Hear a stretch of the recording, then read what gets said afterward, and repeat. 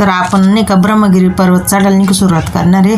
तर नाही का हा सुरुवातीचाच रस्ता आहे. सुरुवात पण नाही झाली आपली तर नाही का सुरुवातीला आहे ना थोड्या पायऱ्या मोठमोठ्याला आहे.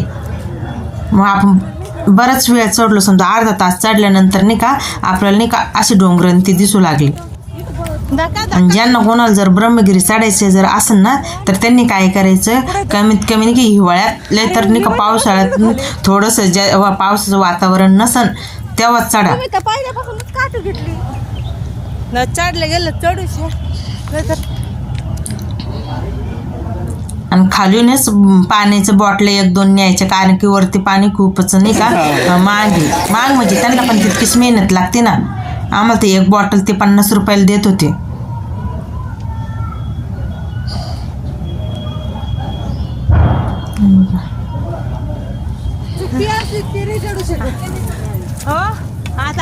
सुरुवातीला छान वाटलं आम्हाला चढायला, नंतर नाही का आम्ही इतकं थकलो होतो.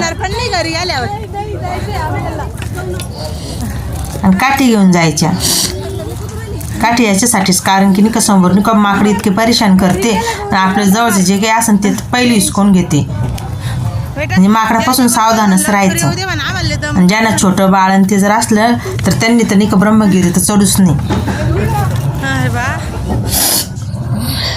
आणि आमच्या सोबत पण एक छोटं बाळ होतं. यांनी जसं पाटकोळी बांधलं तर बाळाला, तसं आम्ही पण नाही का बाळाला पाटकोळी बांधून घेतलं. नंतर थोडं पुढं अंतरावर गेले नाही आपल्याला हे देवीचं मंदिर दिसतं. मग आम्ही कसं बाळाला पाटकोळी बांधून घेतलं. बापा आता कसं करा. तर नाही का थोडं पुढंच गेलं नंतर अशा पायऱ्या लागल्या आम्हाला.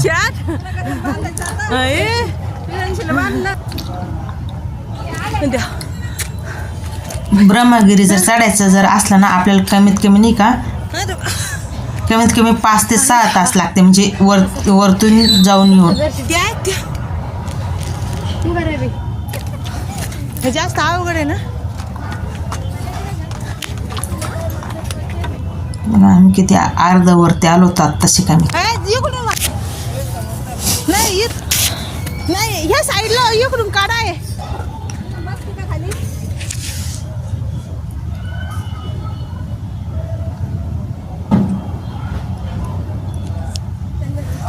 ब्रह्मगिरी पर्वतावर चढायचं कारण हेच की नाही का ते त्यांनी गोदावरीचं उगम आहे. हे बघ माकडं बघा कशी परेशान करत होते.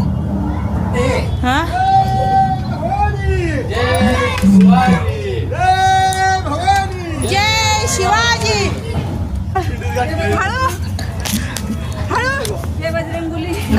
आता तर इतक्या अवघड पायऱ्या लागल्या होत्या, म्हणजे खिंडीसारखं लागलेलं होतं. आणि त्या पायऱ्या सरळ होत्या, असं वाटत त्या पायऱ्या आपल्या सांगवर येतात काय करून. हे देवा मी पायच नव्हतं उचलत. हे हनुमानाचं मंदिर. आम्हाला वाटलं आता एवढ्या पायऱ्या अवघड आल्या म्हणजे लगेच डोंगर येतो काय करून पुढं गेलं, तर त्याच्यापेक्षा अवघड होत्या पायऱ्या. म्हणजे आमचे कोणाचेच पाय उचलत नव्हते. बघा किती चिवळ.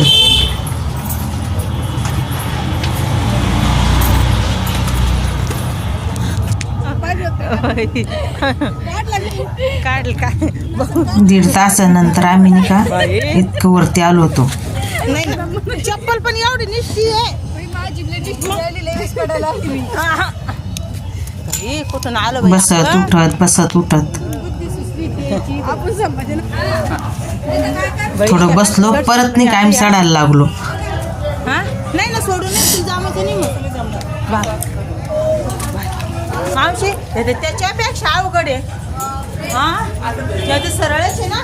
वाकडं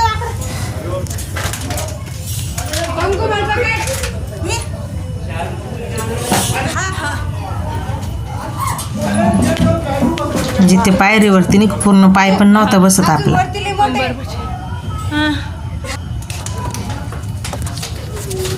असे 2-3 खिंडी सारख्या लागते आपल्याला पायऱ्या. 2 तास झाले ना यायला, चढूच राहिलो एकसारखं. हे देवा. मावशी जर पुढं जाते नाही तर मागं आता तिथं गाईड्स पण भेटते, कारण की नाही का ते गाईड्स नाही का आपल्याकडून 500 किंवा 700 1000 रुपयेपर्यंत घेतात, कारण ते माकडापासून आपलं संरक्षण करतात. आणि ते म्हणे की आम्हाला आयडिया असते म्हणे की नाही का जास्त आपण आपल्याला दम नाही लागत. आणि आम्ही काही गाईड वगैरे काही लावलं ना, तर आम्ही आमच्या चालत गेलो होतो.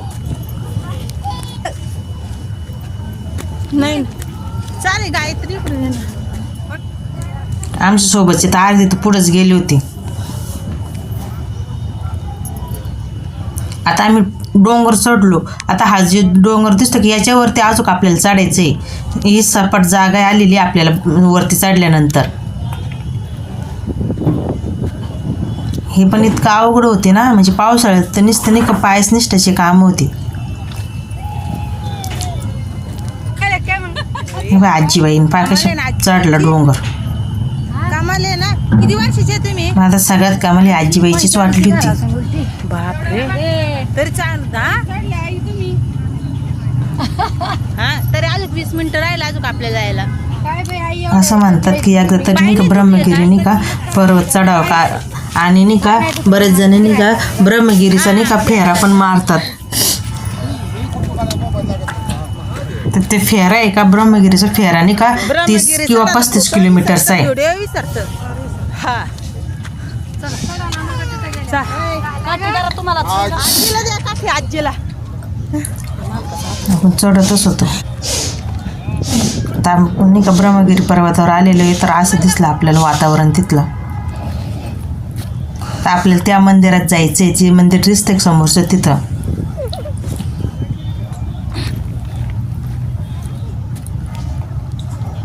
म्हणजे डोंगर चढल्यानंतर परत खाली उतरायचं.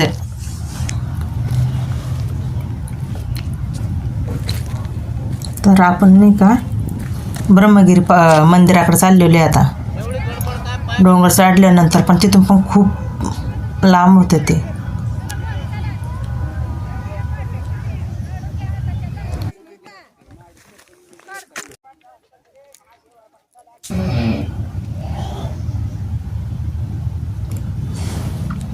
हे आलं ब्रह्मगिरी.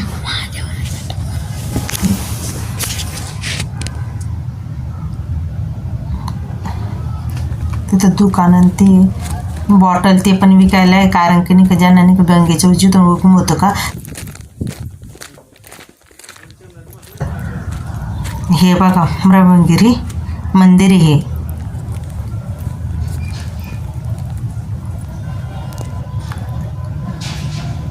हे कुंड आहे. इथून गायमुखातून पाणी पडतं. गौतम ऋषीकडून नाही का गायीची हत्या झालेली होती ना. हे बघा हे गायमुख येतं इथे. हे जिथून हुकम झालेलं आहे का तिथून पाणी येते. हे बघा माकड कसं आईची खुशीत झोपलेलं आहे. हे उमराचे झाड आहे 3.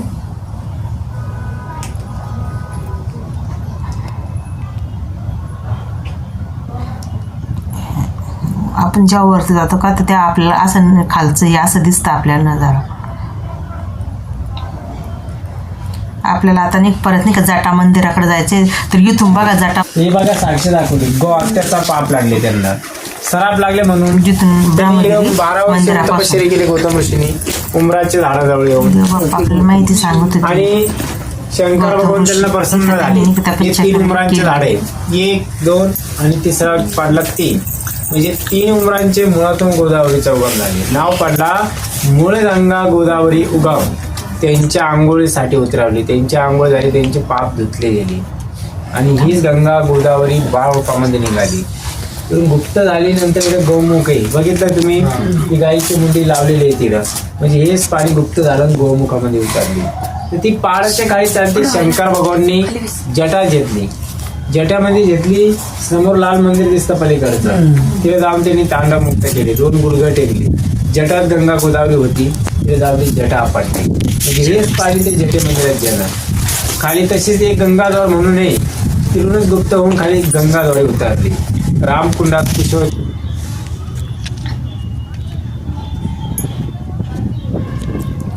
आम्ही नाही काय गंगेचं दर्शन घेतल्यानंतर आम्ही निघालो होतो जाटा मंदिराकडं. तिथं महादेवाने नाही का हे बघा जटा महादेवाने बघा हे जटा आपटलेले बरं म्हणजे पूर्ण लगे आपल्याला नाही का सेम तसंच दिसतं जटा आपटल्यासारखं. आणि हे महादेवाचे गुडघे हे जे खड्डे पडलेले आहे का 2 हे एक खड्डा आहे आणि हा एक आहे. तर हे असे हे गुडघे टेकून त्यांनी असे जटा आपटलेले आहे. मग आम्ही तिथलं दर्शन घेतल्यानंतर परत आम्ही डोंगर चढला. मग थोडंसं बसलो आम्ही. परत नाही का आम्ही नाही का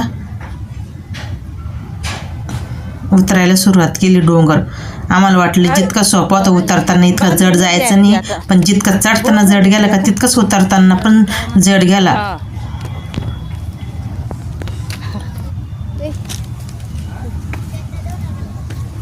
हा आमची